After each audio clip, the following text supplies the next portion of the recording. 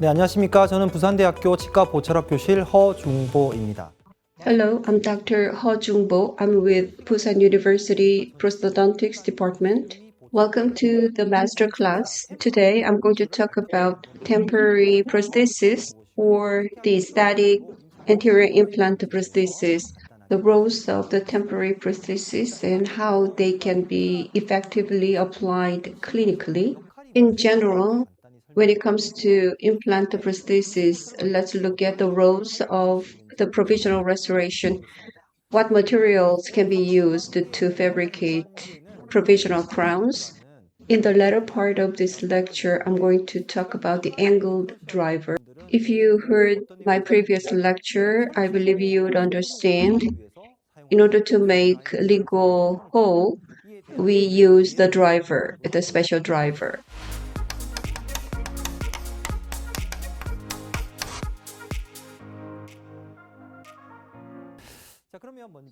First, let's look at the roles of a provisional restoration. You already know about this. Why do we make them? For aesthetic, functional roles, and the most importantly, it is to transfer information for final prosthesis. Everyone in our prosthodontics department, including interns, consider this very important. So we ask them to provide a prosthesis that has very similar appearance to the temporary. So we adjust the temporary for a long time as it plays an important role. If someone is referred to us from another hospital or clinic, and the patient has occlusal problem, we continuously adjust the temporary, which is ultimately copied. Without a temporary, this kind of procedure would be very challenging.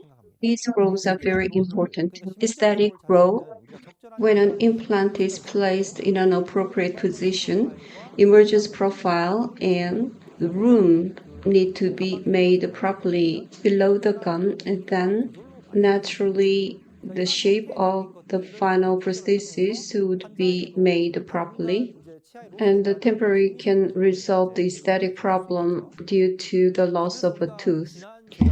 As I said in the previous lecture, to do the molding of the gum, at least 2 millimeters of soft tissue should remain on the buccal side. Soft tissue sculpting or molding is done by pushing the thick tissue so that the final prosthesis would be shaped like a natural tooth. Like I said in the previous lecture, if this doesn't work, gingiva itself would have different response. The borderline between the gingiva and the prosthesis can become red with inflammation. It indicates the gum cannot adjust to the prosthesis due to excessive force applied or residual cement causing contamination or lack of support. So the temporary should be adjusted continuously until proper response of the gum. As you can see here, the red inflammation happens along the line. What happens if you deliver final prosthesis? Over time, gum recession will happen and the margin would be exposed. So it is important to use the temporary until the gum is stabilized. Functional role, the temporary prosthesis would maintain the space, prevent the adjacent tooth from tilting, and prevent space closure. We already know it has masticatory function. We are talking about anterior teeth. The support for molars is very important when it comes to prosthesis, and the support is coming from occlusion. Teeth in the upper and lower jaws need to meet together on molars to reduce force applied to anterior teeth that would maintain the vertical dimension appropriately and prevent the opposing teeth from extruding. If you do immediate loading right after placing an implant, you provide occlusal contacts. If you don't provide the contacts and do the immediate loading, it means you are just creating gingiva, forming the gingiva. If you clearly provide occlusal contact, 1 point at the CO bite, you are providing function by providing support to the posterior region, so your treatment plan is more advanced. So depending on the treatment plan, temporary or provisional shape and function would vary greatly. Next, I believe this is very important. The appearance or shape of the final prosthesis. How can it be transferred? When we make a temporary, you can scan it with an intraoral scanner and remove the temporary, and the abutment can be scanned. And the two sets of data is sent to a lab and they are merged and copied. It's not 100% copied, but 90%. The form is important and needs to be tried by a patient to see whether the black triangle is okay or food retention is no problem. And if the patient doesn't like the black triangle, it can be closed like the one on the right. The problem with the right prosthesis is that the contact surface between the teeth are too wide and it can interfere with the cleansing, and the interdental papilla can be a problem. So we need to evaluate the situation. The temporary has very important role, so we need to check all these. Prosthesis should be fabricated, copying the gum when it is in very stable condition. That should mimic the very stable gum, and it is very important. In terms of color, it is not possible to accurately transfer the color, but you could discuss about it with the patient whether the patient wants more brighter shade or not. We can provide information on materials. For example, if the buccal thickness is 2 millimeters or less, or if the patient has a thin biotype, if you choose a brown material, the black material would be showing. The cost of abutment can be showing. With a slight recession, the dark abutment can be showing, which can invite a customer complaint, and by providing the information using the temporary, the aesthetic prosthesis can be fabricated. When a temporary is ideally fabricated and the thickness is only 1 millimeters, then veneered porcelain cannot be used, so we need to change it to zirconia. The decision can be facilitated, so this is a very important step. PFM, if there's only 1 millimeter, PFM cannot work. Metal inside can be showing. Even with porcelain veneering, opaque treatment would make it look very dull, not translucent, which is not very good aesthetically. Next, we need to transfer information on occlusion. What's the role of the anterior region? It can break food, has the function of guidance for anterior and lateral guidance. This is very important. Aesthetically, it is important. Also, functionally, the role is important. In terms of function, the maxillary anterior region, the lingual curvature would provide the information. As you can see here, at the time of anterior guidance at CO bite, it should follow the anterior lingual plane. As Dr. Doe says, it is the function of the 6 anteriors.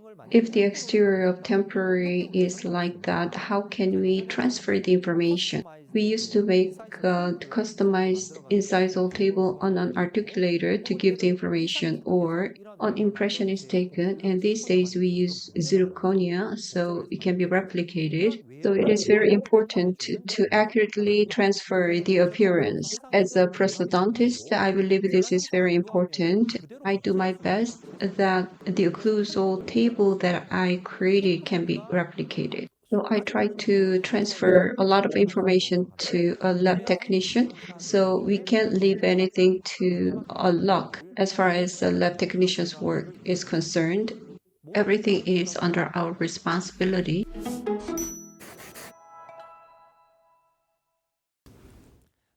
Now, temporary provisional crown is very important. Let's talk about the types and materials of them. Number one is simple, provisional crown without abutment. It is used when immediate temporalization or provisionalization cannot be done due to poor primary stability after implant placement. Second, a provisional is provided after connecting an abutment. So if you look at the illustrations, a wire is made and that's attached to adjacent teeth with resin. It's a flexible, splinted temporary flipper that is a retrievable denture. So it is a retrievable temporary. Using a flipper, we can mold tissues. Ovate pontic that I talked about in the previous lecture can be made inside the flipper and they can be pressed. That's a more advanced technique and you will have another opportunity to learn it. Now, what materials can be used for the provisional crown with abutment? In our school, we primarily use this temporary abutment. The temporary abutment, the link. When we make a zirconia prosthesis, there's a link and the prosthesis is connected with a screw type. It's a link to make a resin tooth. On the titanium temporary with abutment connected, resin is added one after the other. So in a monolithic way, the temporary is fabricated. Its advantage is that, as I talked about in the previous lecture, the emergence profile and the shape of the abutment below the gum in the cup area, everything can be reproduced in the monolithic crown. So this is very useful when we do the tissue molding. So I mainly use the temporary abutments because I do a lot of tissue molding. How to use it? First, implant is placed and the temporary abutment is connected and the high area can be reduced. So it is reduced to an appropriate height. Always drive should be connected. If you look at the third picture, the hexa driver is connected and the resin is added over it to keep the hole open for later retrieval. As it is hard to form a hole, if this is hard for you, you can use impression coping screw or you can fill it with cotton or Teflon before filling it with resin, then remove it, trim it, and connect it again. The role of this is, as I said before, the temporary abutment has the connection area to the temporary at the bottom. So it has the appearance of temporary and the tissue can be molded, which is an advantage. The shape. So I recommend you to use the temporary abutment for molding. It is a bit tricky to fabricate, but we can use it to form gingiva. And quick temporary abutment is provided by OSSTEM. PEEK is the material, PEEK. This is more advanced polymer, a very strong one. It is used to make an artificial hip joint. It is not ceramic but polymer, which has very good biocompatibility and good response. It is called a new material for the future, but it's a little bit expensive. That is a disadvantage. It is very useful for fabricating a temporary. The quick temporary abutment can be reduced in the cervical area and the emergence profile area. It's a plastic temporary abutment over which a temporary can be attached. It has very good tissue response, so it can be used for a long time. The abutment can be connected and abutment can be appropriately reduced. Prefabricated temporary shell, or as I showed you before, the resin can be added, so the temporary can be made like this. So monolithic temporary is removed and cleaned and the hole is sealed. This is used when soft tissue molding is not really very much required, but for immediate loading or if the temporary needs to be used for a long time, this is good. What about the materials? PMMA is commonly used because we do a lot of milling these days. The resin block can be milled or the mixture of liquid and powder. The PMMA resin is widely used. Second, the PEEK material is not for crown. It is for temporary implant abutment or implant cylinder. Cannot afford to make a temporary with PEEK. It is too expensive and it requires some machining, so it is impossible to use it. Next, the BIS-GMA, which is publicized quite a lot. It is to make temporaries made of resin, light cured. Let's look at pros and cons of each. First, the PMMA is economical and it has good wear resistance. I use PMMA milled temporaries. It lasts for a long time and it is very good in terms of wear resistance, and it has good color aesthetic. And biocompatibility is not superior over PEEK, but it doesn't have toxins, so it is a pretty good material. Cons is that it lacks translucency, so on the X-ray, it's not showing, and it has very short working time, and you have to work very quickly. Hygienists can work better because they have very quick hands. Next, shrinkage. It shrinks during curing. So if you take too much time for relining, you cannot retrieve it. So you need to retrieve it regularly while working on it. It generates heat, and I wrote a paper on this, but it doesn't go over 60 degrees Celsius, but still heat is generated. So you need to wait until it is hardened with irrigation. As I said before, the PEEK material is not for prosthesis, but for abutment. It is too expensive to make a crown, the whole crown. A PEEK material is more expensive than zirconia block. It has good biocompatibility, so it can be used as a abutment for a temporary that will be used for a long time. BIS-GMA is advertised quite a lot, but I don't like it because of poor biocompatibility. It is not good for high polishing. That is a disadvantage. If you use a brush for the mixture of liquid and powder, emergence profile can be easily formed, but this is not good for that. This is recommended when you have to make the temporary very quickly, and if the temporary is used for a short period of time, even though margin or the fit is not very good. For soft tissue molding or for prosthesis that needs to be used for a long time, margin should be made carefully and polishing should be done carefully as well. It's expensive, so you need to consider all these pros and cons before choosing it.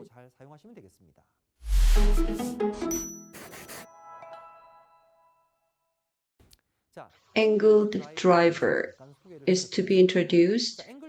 Angled drivers are developed throughout the world. They vary little by little to avoid the patent. So they have different forms. OSSTEM's angled driver is only for OSSTEM screws. It is not compatible with others. We talk about angled drivers. If we place an implant just based on bone, a lingual screw hole cannot be made. So you need to use the cement type. As I said in previous lectures, the screw type can be more favorable. In this case, if you use an angled driver, inclination of up to 20 degrees can be accommodated in making a lingual hole, because as in the left picture, 1.2 hex driver is rounded. It has deep angle, so even it is 20 degrees, it can go into the hex. What is the disadvantage? Compared to normal hex, there is a less contact area, so under excessive torque, it can spin. So you need to be careful. So manufacturers say tightening should be always with less than 35 Newton centimeter. Normal 1.2 hex driver has bigger contact area, which is an advantage. Most importantly, placing an implant properly is the priority, and if it is placed within 20 degrees angle, you can use the angled driver to connect the screw. To 20 degrees, the problem can be overcome. The angled driver has one disadvantage. There are many bent parts, so there's no holding function. In other words, if we connect a screw to 1.2 hex and lift the hex, then screw would follow. That is the holding function the angled driver doesn't have. So you need to be careful not to drop it. You need to hold it properly, not to drop it. And after connecting it to 1.2 hex, you need to use the angled driver. Comparison of specification, 1.2 hex is common and it is rounded, so it doesn't have a holding function. The compensation angle is about 20 degrees. OSSTEM's guide torque is up to 30 Newton centimeter, and the maximum fracture torque is 45.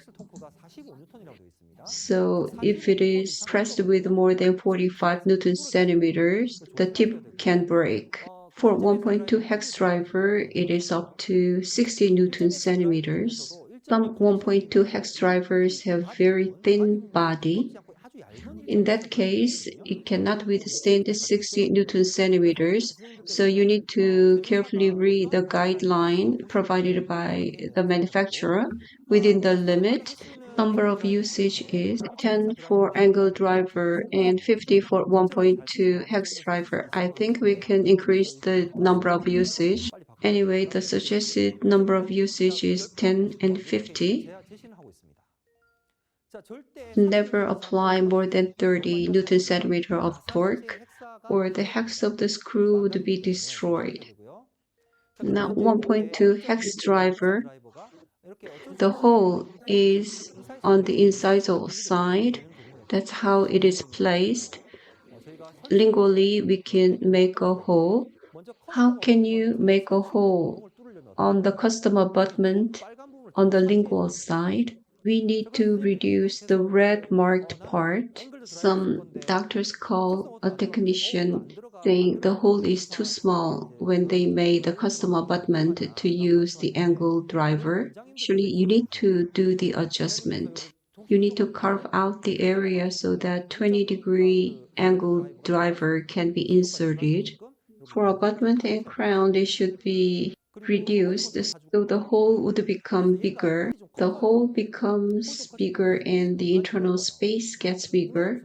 If a space for abutment, not crown, is too tight and angled driver is made, then the structure becomes too vulnerable, becomes too thin. This is very important. And in many cases, the buckle side would become thin and it may break. So you need to be careful. So angle driver is formed beautifully and the crown can enter appropriately. So you need to tell your technician that you are going to use an angled driver when you fabricate a crown from the beginning. Even so, the hole may feel too tight, and then you need to open it yourself.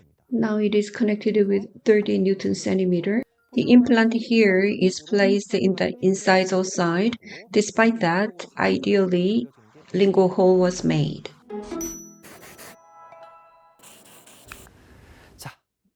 Now, in a very short period of time, I tried to give you a lot of information. Summary. We talked about the roles of provisional restoration, aesthetic, functional, and information transfer. Depending on the role of the provisional, you need to use different materials and you need to consider this point. Next, angled driver. It can compensate up to 20 degrees in angle. If you intend to use a screw type and implant position or angle is not correct, this driver can help you to come up with an ideal crown. I talked about temporary prosthesis for the aesthetic anterior implant prosthesis. Anterior aesthetic prosthesis with good prognosis depends on how you can handle provisional crowns. Gaining knowledge and skill through hands-on is important. There are many renowned speakers in the master course, and they will help you to upgrade your skill. I hope you would have a successful anterior treatment through the course. I'll come back. Thank you very much.